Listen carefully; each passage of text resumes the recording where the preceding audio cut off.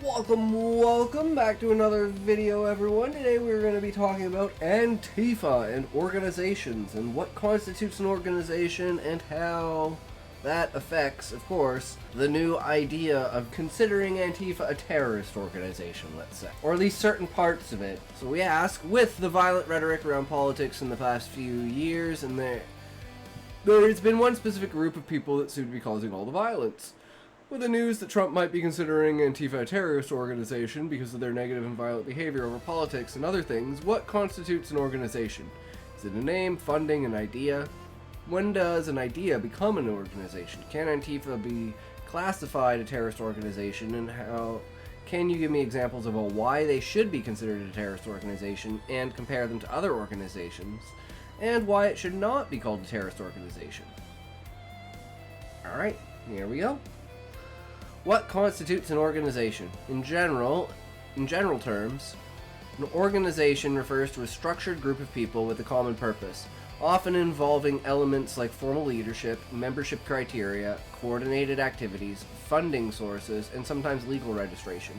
However, the concept varies by context. Legal definition. Broadly, under U.S. law, organizations can range from corporations with charter and hierarchies to informal groups. For example, in tax or civil law, an organization might be defined by shared goals, resources, and operations, but it doesn't always require a formal name or structure. In the context of terrorism, U.S. federal law, particularly through the State Department, defines foreign terrorist organizations as foreign entities engaging in terrorist activities, premeditated, politically motivated violence against non-combatants, and threatening U.S. national security or citizens.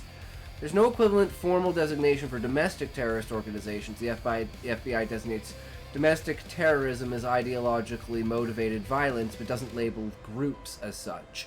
Executive Order 13224 allows blocking assets of terrorists and supporters by its primary of foreign threats: name, funding, or idea. A name alone, like Antifa, short for anti-fascist, doesn't make something an organization. It's often just a label for shared ideology. Funding could indicate organization of its centralized donations to a specific entity, but decentralized crowdfunding doesn't qualify. An idea, like anti-fascism, becomes an organization when it evolves into a coordinated entity with leadership, chapters, or operational structure.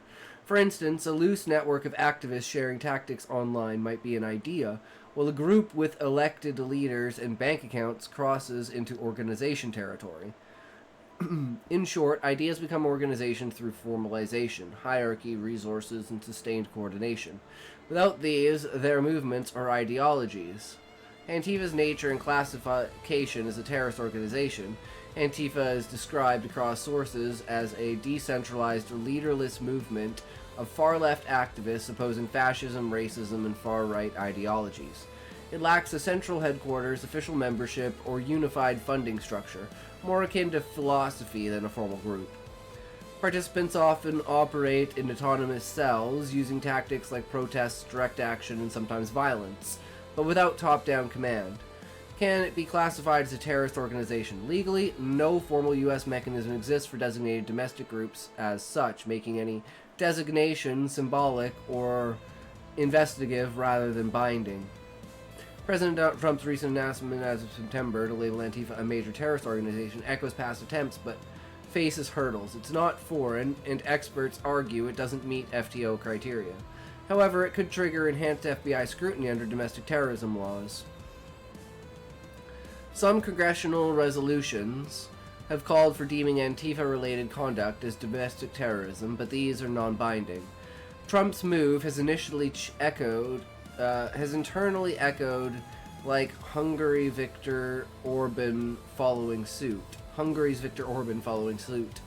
Recent ex-posts reflect polarized views. Supporters see it as overdue accountability for violence, while critics call it a witch hunt against dissent. Examples. Why Antifa should be considered a terrorist organization. Proponents argue Antifa's actions fit terrorism definitions: politically motivated violence to intimidate or coerce. Key examples.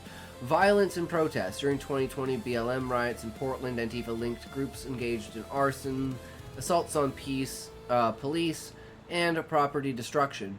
costing millions in damage. Journalist Andy Nago was attacked in 2021, suffering injuries. Attackers went unprosecuted.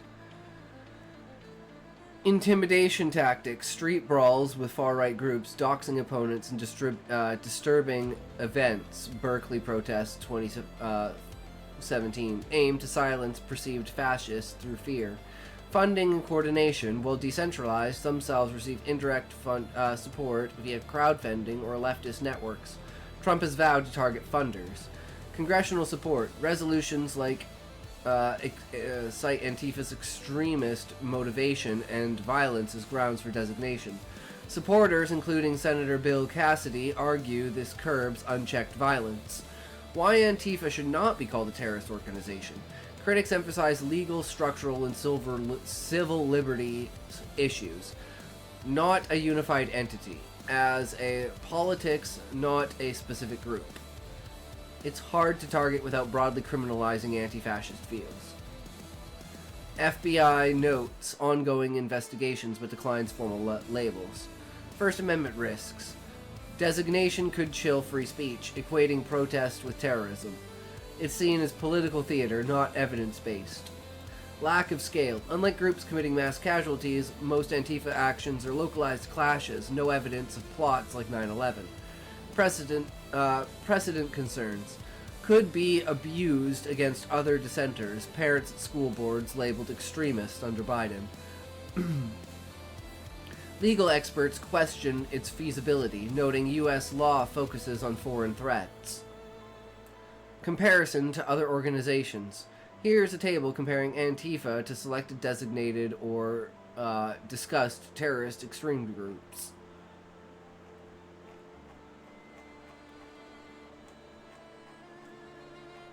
Seems not applicable. In summary, while Antifa's violent elements warrant scrutiny, its decentralized nature and domestic focus make formal terrorist designations unlikely and controversial. Balanced sources highlight risks of overreach, but substantiated claims of violence support calls for accountability.